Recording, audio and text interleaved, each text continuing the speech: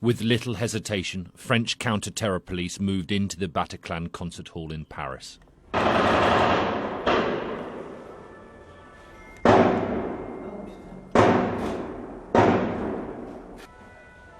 They were forced to move quickly because the terrorists were killing hostages.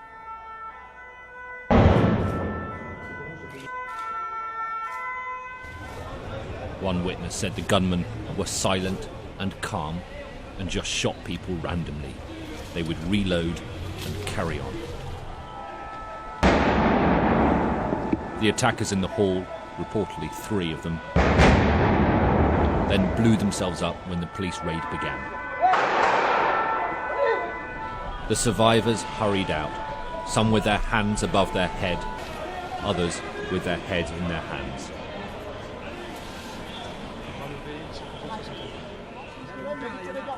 The paramedics went in.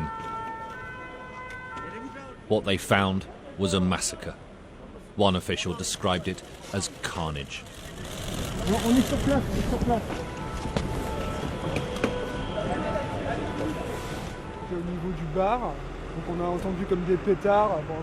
We were by the bar, so we heard firecrackers, or what we thought were firecrackers. We turned around and then I saw 2 young men, no older than 25, with Kalashnikovs. They told us to lie down. There was one who kept gesturing for us to get down. We all lay down. The whole room lay down. I was completely under other people, and they kept shooting, but they would stop from time to time. This man's life was saved when a bullet hit his mobile phone. When he hung up, I was crossing the road and it exploded in front of me. Everything went up in flames. I felt the reverberations and I left. I fell down, then got up. That's when you saw me. You were already in the area. Here's the phone that took the shot and it's that saved me. Otherwise my head was in pieces. One of the first attacks of the evening was at the Stade de France, where France were playing Germany. 2 suicide bombs were detonated outside the stadium. After the match was over, many of the spectators waited on the pitch and in the stands, not sure what was going on and whether it was safe to leave. The game carried on all the way to the 90 minutes. As far as we were aware, it was, even though we were getting news reports, we thought it was something trivial. We thought it was a hoax or something that had gone wrong. We didn't realise the full extent of it until we got outside. President Hollande was in the crowd. He was rushed away to the Ministry of Interior and Safety. Events were just beginning to unfold across the city. At a restaurant in the 10th arrondissement, the centre of Paris, attackers opened fire on diners through the glass windows. This was filmed immediately afterwards. The man tries to get people to come and help an injured woman on the ground by the car. 14 people were killed here. Shots were also heard near the Pompidou Centre and on the Rue de Charonne. I'm registering the pain, the sadness, the horror and the fear tonight. Paris is once again in mourning. The death toll is very, very heavy. Very, very heavy. The places that were hit were places where Parisians like to go out, where the young people of Paris like to go on the weekends or in the evenings.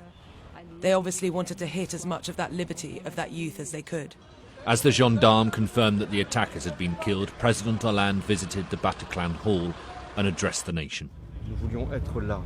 To all those who have seen these awful things, I want to say that we are going to lead a war which will be pitiless.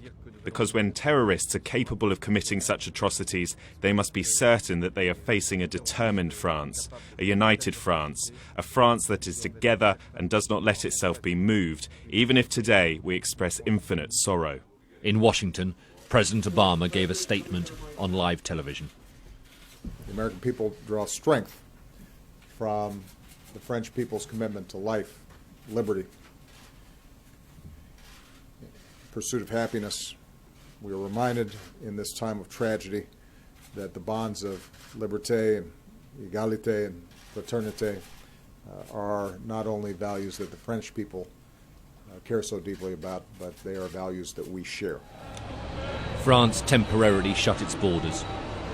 American Airlines suspended transatlantic flights to the country. Parisians were told to stay indoors. The city went into lockdown. This is going to change the feel of Paris a lot, and the feeling will be that not enough was done after the Charlie Hebdo attacks, beyond some pretty limited marches and people saying how terrible it all was. I think people will be looking for very, very strong political action now. Paris is already showing the sort of defiance that strengthened the city in the days after the Charlie Hebdo attacks. As the crowds left the Stade de France stadium after the attacks there, they sang La Marseillaise.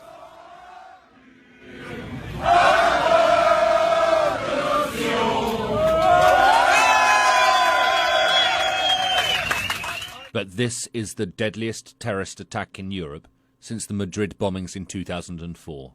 And it has happened in Paris. Again. Alistair Bunkle, Sky News.